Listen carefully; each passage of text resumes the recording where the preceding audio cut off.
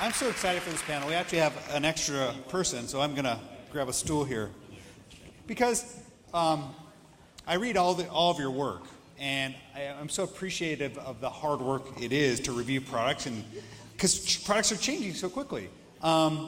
So I want this panel to talk about those changes and how you guys think about products in the kind of the smart kitchen era. But before we do that, I'm just going to quickly go down the line and introduce you. Just say who you are, because I think people know the general publications you work for. We have Joe Ray from Wired, Wilson Rothman from the Wall Street Journal, Lisa McManus from American's Test Kitchen, and Ashley Clarke Thompson with CNET. And what I love about this is like you kind of each have your own lens through which you look at kitchen products. Can you each very briefly kind of explain what Wired's lens is when you look at a kitchen product?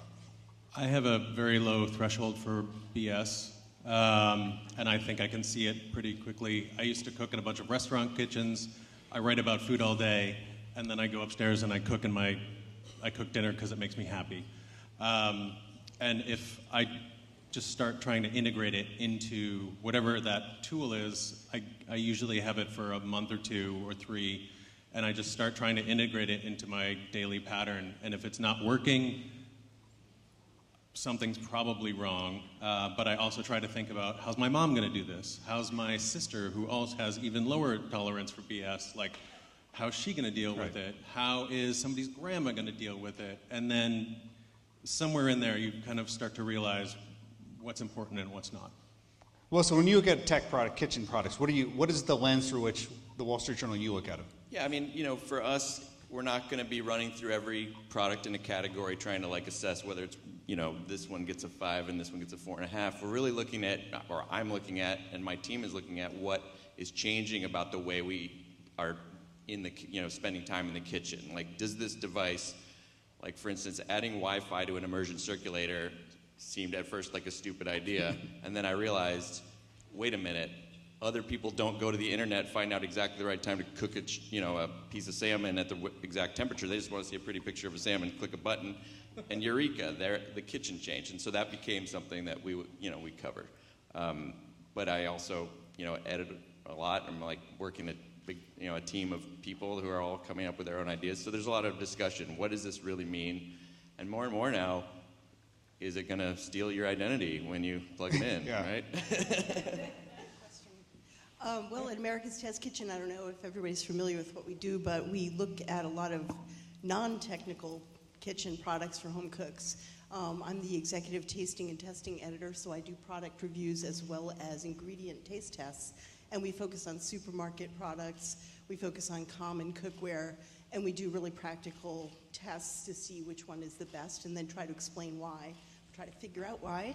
And we really try to not waste people's money or time and get them the products that are going to make them successful in the kitchen.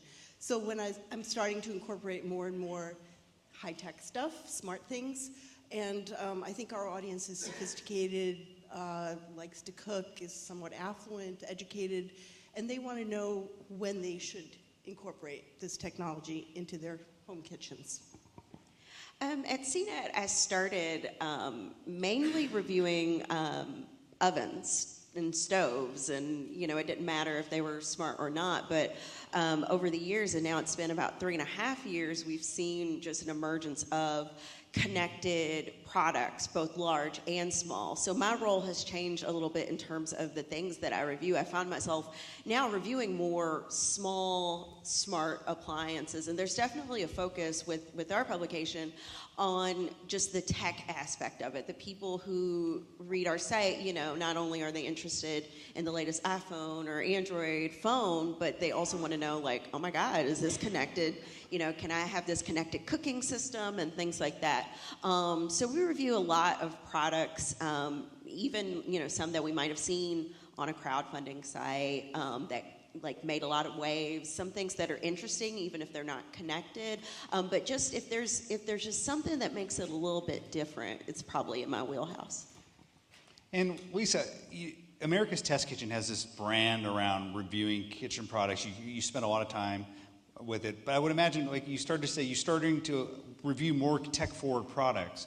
How has the process changed? Have you guys had, as a publication, had to say, okay, we have certain standards around types of products we'll review, talk a little bit about how things have changed. Well, traditionally we'll do things like spatulas, and there's a million spatulas out there. A lot of these products are one of a kind, or one and maybe another one's come down the pike, and so we're looking at these things in isolation sometimes. We're comparing them to the traditional technology. Is this an improvement over the way people currently do things? Is this really practical? Is it really functional? In terms of publishing them, it's been a little bit of a rocky road because we had this happen with the June oven. I reviewed the first generation right as it went into kind of hiatus as they were preparing the second generation, and my review got sat on for a couple months, didn't run, and then the new one came out and I jumped on it and reviewed it and pushed it through we have a very long process of a lot of fact-checking and various editors, and it's not fast. So we got it out quickly. As soon as I was done with it, I got the whole process to go a little faster than usual because I was frustrated. And we're talking about how this changes our timeline for publishing. Joe, you said you have this low tolerance for BS. So I feel like I can sense when I read all of your reviews and your writing, like I can see when there's appreciation for when maybe innovation makes a product better, but I also sense very quickly when there's annoyance, and probably no more so than with you, Joe. So talk a little bit about... I'm the annoyed guy. Yeah, the cranky guy. Talk about some instances of where you've seen products that have integrated technology where you just made it, or you felt to take the product backwards a little bit, or it didn't make the product better at all. Okay, I've got one. For me, I think this comes from me having cooked in a bunch of restaurant kitchens. I always want to be able to have the primary function of a device be able to be accessed without touching my phone. You and I are going to get along great. If there's an app with it, for instance, I think the app, you can do everything you want on the app, and I think sometimes the app will make things better. But I think and people know me for this, and people definitely disagree with this, but I think you really need to be able to just reach down and turn it on. What about Alexa integration? What about just yelling at it? If you want to ask Alexa to make popcorn, I'd have to ask her why it takes longer to ask her to make popcorn than it does to hit the popcorn button. It's a hot topic this year, making popcorn with Alexa. So I've tried. I reviewed a microwave that had it, not the new Amazon microwave, but another microwave that had it, and I really wasn't. To me, that was a step backward. So, Wilson, you won't oftentimes review a product, I think, if you feel like... Yes. Yes. I mean, you're pretty discerning in the products you review, right? And you get a lot of pitches. So talk about when you get new kitchen gadgets, for example. Right, because we don't have a fixed weekly smart kitchen spot in our, in the journal. It's more like, does this rise to is this a topic we should talk about? And is it, is this the example that we've been waiting for? And those are actually two different things. There's a topic that I really want to do a broad look at, but the products I'll tell you, it's steam ovens. I think there's a kind of mass appeal in the steam oven space. Before that, I wrote about smart cooktops, right? And before that, I mentioned the Wi-Fi sous vide. These are moments in the kitchen that change the way people behave. But in between those moments, there have been plenty of nice, fun little boxes arriving at my house with things in them that were, don't get me wrong, some were very fun to use. But they don't rise to that, point of this is something that is even going to take off. I mean, I'll be honest with you. Some of them are just great idea. I'm not going to name names. But explain them. So there are moments in the kitchen. How do you discern this is a moment when we're seeing maybe a new trend? There's got to be some convergence. I think if there's multiple parties coming at the same idea from different angles, I mean, smart cooktop is a really good one, and I know some of you in the room actually work on those. But that seems to be something that's only snowballing now that you've got big appliance makers getting involved with those same software that you saw on smaller, plug-in-the-wall induction cooktops. So that's the kind of thing where you could call the moment because there was multiple people pitching. I mean, this is basic review 101. If 3 or 4 different people are pitching you an idea you've never heard of and they don't know each other, you're like, I need to get more information about this idea. And then you get them all in, and then you're like, well, this one kind of sucks, but this one's great. So Yeah. So Ashley, CNET is pretty authoritarian. Not authoritarian. It's a crazy cultural time, so. Yeah. Authoritative in terms of like your breadth of your reviews. You guys review a lot of things. You actually review a lot of kind of Kickstarter products, so we should take a look at them. So talk about that. As like, there's just so many more products. It's been a democratized world to create hardware. Has that made your job harder? Are you reviewing lots more products that you wouldn't review before? I think it's made my job a little harder, but more interesting. I will say that. And I think the first time I really saw it for me was the Coolest Cooler. I don't know if you guys remember that, or if they're here. I don't know. Hello, if you are. So it was a cooler that had a built-in blender, and it premiered. It had a Kickstarter campaign, and it raised like $13 million. And so for me, that was the first time that I saw a product that has an appliance component that people were so excited about that they were willing to throw millions of dollars at an idea. And I think there's something to be said in what people organically become interested in versus what a company wants you as a reviewer to be interested in. So it's made it more difficult in the fact that some of these products, they don't fit into necessarily a whole movement. They just might, like, there are 2 coolers out there, including the Coolest, that have a blender built in, but that's it. It's those 2, you know what I mean? And so that means on our end, we have to come up with new testing procedures for these, very individual products. But it makes it more interesting and more fun, honestly, just because you see things that you never would imagine, but then it's also interesting to see how the tide can change and what can make a product fall out of favor, especially when it comes from Kickstarter. And for me, a challenge I always have in my head is when to cover a Kickstarter project. Yep. Because as a reviewer, I do not want, just like, let's say it's a product and I find it on Kickstarter and it's raised maybe like $1,300 and there's 5 backers or so, but they have a goal of like $70,000, dollars. But there's a chance that if I write about it at this early stage, that's going to influence people who may not have already known about it, and then I feel weird because I'm like, am I backing this product? So usually the side that I like to err on is projects that have already been funded, and not just like barely funded, but things that stand out, like the Coolest, or things that, I'm seeing a lot of companies use crowdfunding not so much as a way to raise money, but as a way to raise awareness. It's kind of like a nice campaign. You get early backers and you can start to build a community. So yeah, I'm kind of seeing it change, not necessarily, at first it was all these crazy ideas, and now it's becoming more streamlined ideas, but trying to build a community rather than building capital. So I have to talk about this. We talked about it on the podcast. So Joe, you wrote the most epic review of a product called Mellow, and I think it was a hard review for you to write because you ended up giving a fairly low grade. So, and I think this is a conversation for all of us to have. Like, you guys, what do you, when you have a product like that where it's tech forward and yet there's a problem that ultimately makes you have to kind of eviscerate it. Is this kind of eviscerate? Kind of. Talk about the process there.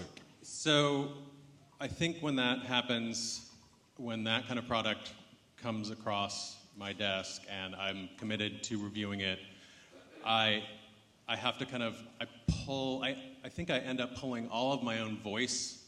Usually I have a pretty strong voice in the stories that I write. I have opinions about things. And at that point, if it's really going sideways, I pull my voice out at least as much as I can.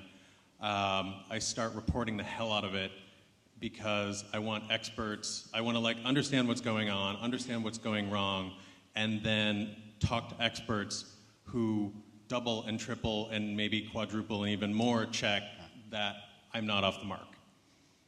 Wilson, have you been in those types of situations?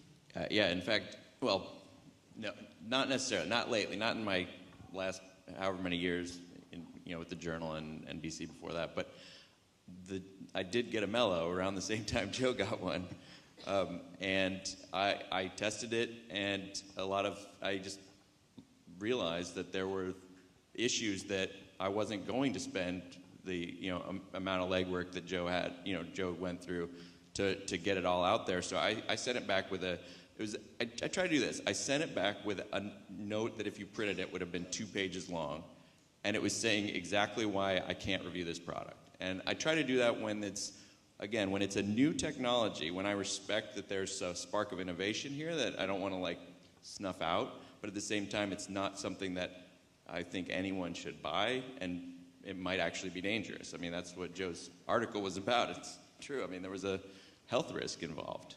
And obviously, when you're dealing with a health risk, you really have to, you can't err on the side of mentioning it without being very, very clear. And that's the thing. People don't read everything, right?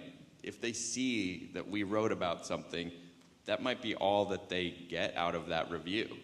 They might not even interpret, people skim. It's Instagram age, they're just getting the little bites, so. Yeah, because you're all working for fairly well-known, big readership publication. There's a power in that, and it sounds like you do give a little bit of thought to how you wield it in terms of you're not necessarily going to write about the Kickstarter campaign with 5 backers, because ultimately you may be what pushes it over the top, right? So Yeah. You have to kind of think about it. Go ahead. Yeah, I think for me, as a reviewer, my allegiance is to the person who has to spend money on this. It's not necessarily to the company that built this. And I don't mean that in oh, I hate these companies or things like that. But before I reviewed products, I was just a normal person. And I still am a normal person who is a normal type of cook, who cooks dinner to make sure I have something to eat, and maybe sometimes my husband if he's being nice. And he's great.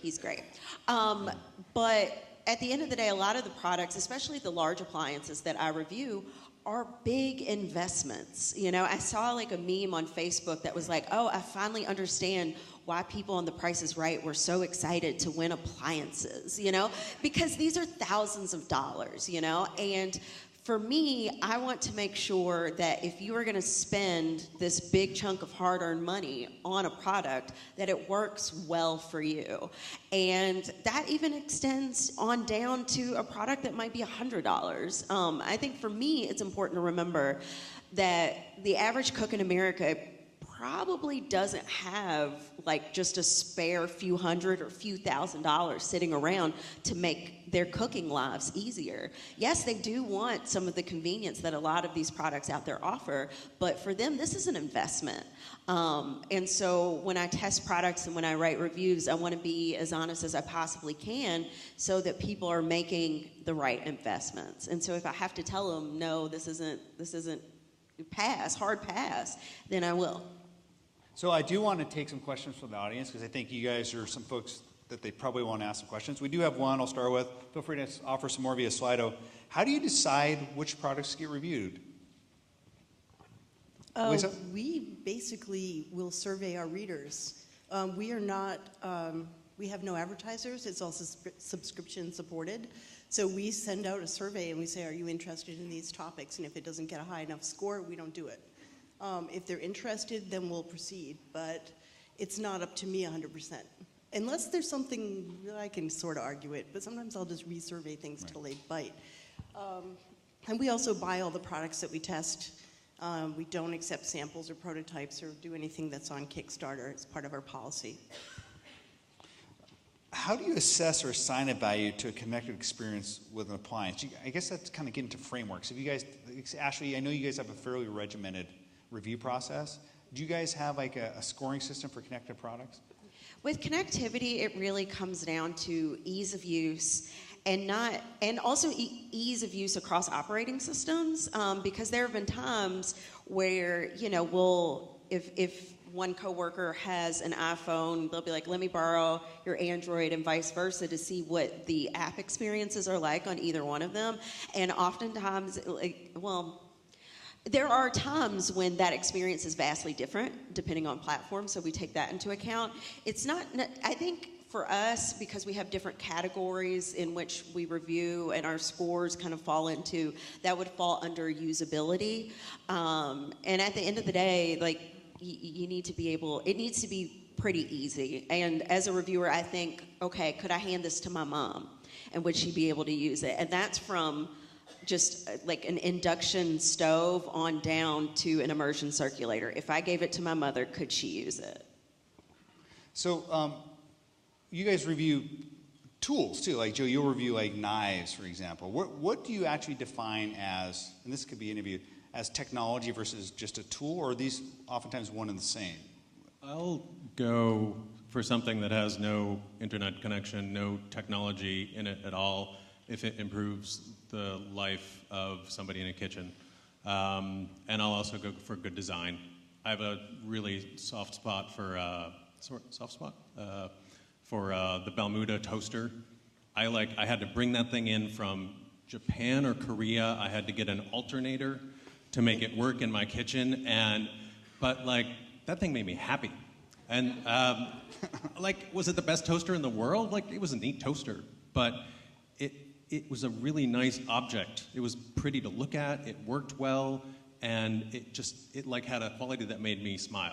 There wasn't a ton of tech involved in it, but I was really excited to review Wilson, that. you're not going to do a knife review. Does your products have to be technology? Well, I mean, I'm the personal technology editor, so right. that's. But it's a knife technology, right? No, the answer is we have an entire weekend section, which I contribute to when I feel like it. But they do the whole kitchen, everything, and they'll do appliances. They'll do but they do it for that audience, and it's a specific kind of affluent journal reader audience. So yes, they do beautiful objects, and if those objects are knives or cars or electric bicycles, it's there. It shows up.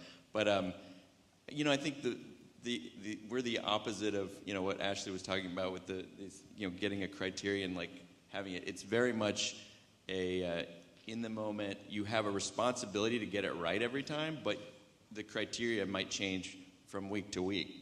Depending on what you choose to talk about. So. I love this question. And any one of you haven't answered this, feel free. What's your favorite product made by a now defunct company? Oh my God, I have one. Go for it. The Pantelligent. Does anybody remember that? Pantelligent. Okay, it was a smart frying pan, and I was fully prepared not to like it, and it was a little bit ridiculous. But dang it, if it didn't work, it regulated the temperature of your pan essentially. So my fried eggs were perfect, and grilled cheese sandwiches. I made some really good grilled cheese sandwiches when I was testing it, and now I think it's gone the way of so many other tech startups, but it was actually, because I think at the end of the day, it's hard to pay $200 for a frying pan. Because I think this has come up earlier in panels, sometimes just that cost, no matter how good a product is, you're still paying $200 for a frying pan. And I know some people are like, well, my fancy frying pan costs that much and it's so worth it. But I'm like, but I don't have $200 just to, spend on a frying pan. So, I really liked the Pantelligent. I have one I'll just throw out. I really liked the Cinder. I don't know if you guys had a chance to use the Cinder. I was really disappointed that they went under because I felt like that was a different product. I kept trying to review that, and it kept fading away into the horizon. That was one of the ones where I got it in, and I liked, I tested a little bit, but I realized this, and this is kind of another issue that we all think about, I think a little bit, is in addition to cost, it's a giant object on your counter. Yeah, it's like an SUV on your countertop. And it's can it do this? Can it do that? No, it can do this, but not any of these other things. Do you guys know what it is? It was like a giant Two-sided, George Foreman grill with precision. Yeah, it was cool, although here's the real reason I didn't write about it. You couldn't cook any bone-in fish or meat with it because the bone holds the two metal plates and the meat shrinks down and stops touching it. And I wrote them, I'm like, it's weird, I cooked salmon, it came out uneven. They're like, no bones. And I'm like, how many people here would not would buy a steak machine that can't cook a bone-in Yeah. ribeye. That's pretty weird.